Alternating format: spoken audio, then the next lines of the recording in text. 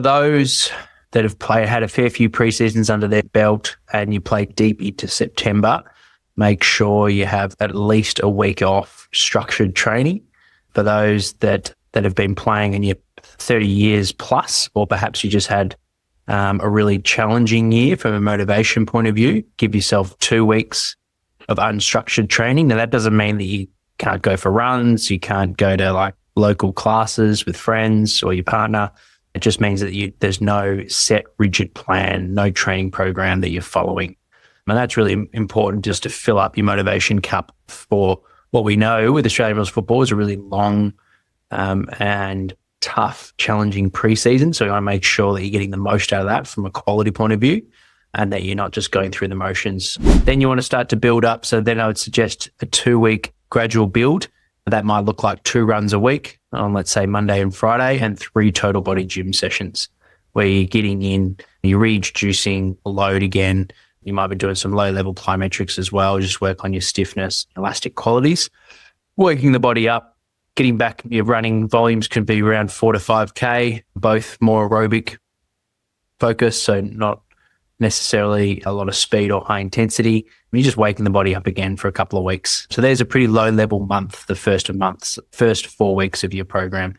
Then for the next 4 weeks, we want to start preparing the body gradually towards football. So that means we want to introduce sprinting at above 90%. We want to introduce high-intensity change direction, reactive agility.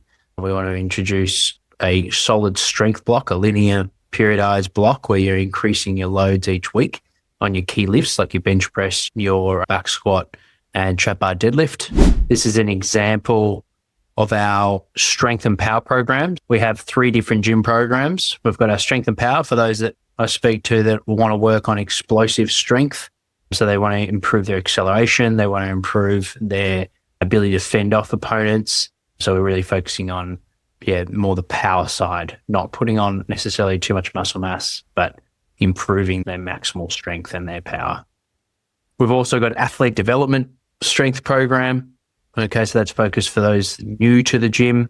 And then we've got a gainers program, which has some more volume across the week, particularly around the trunk. So they'll have typically 4 sessions a week when the strength and power and development program 3. All right, so this would be after your 1 or 2 weeks off. There's no running in this week. So for those that had a week off, this would be their second week. So that's week 1 of off season. Week 2, we start to bring in some running.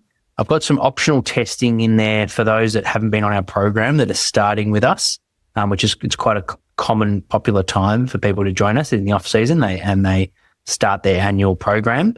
So if they haven't got any data, their club didn't use GPS, then I'll get them to work up to a max velocity sprint. Now, if you haven't sprinted for 3 weeks, I wouldn't expect you to open up and go as fast as you can, but just go to where you're comfortable, around that 90%. But I want to send you an individualized running program, and I need that metric. So just go to where you're comfortable as it's prefaced in the program. Same thing for the aerobic test. So you pick one of them, 2K time trial or your 6-minute aerobic capacity test. And that's purely there for me to work out an individual metric regarding your aerobic capacity. So just like with the strength lifts, we work off your individualized max and give you targets to follow for your working sets.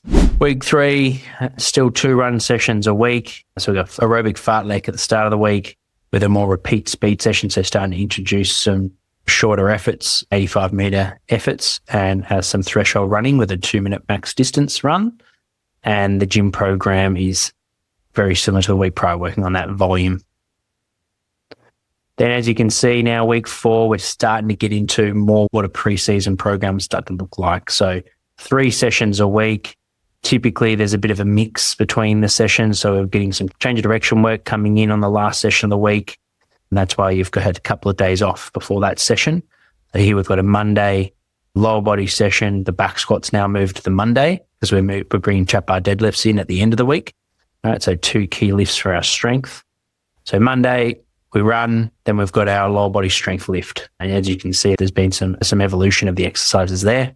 For week 5 and week 6, so moving into November now, the running sessions are starting to really pick up. We've got football sessions involved now. So there's some prescribed kicking ground balls and marking and kicking on the move, as well as some prescribed agility sessions for those 3 sessions a week to get you used to.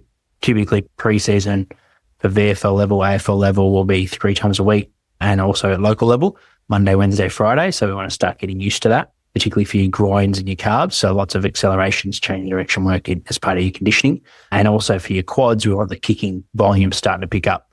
So if you're getting a good 30 to 40 kicks each session, now you're getting well over 100 a week. That will prepare you well for when you return back to football preseason training.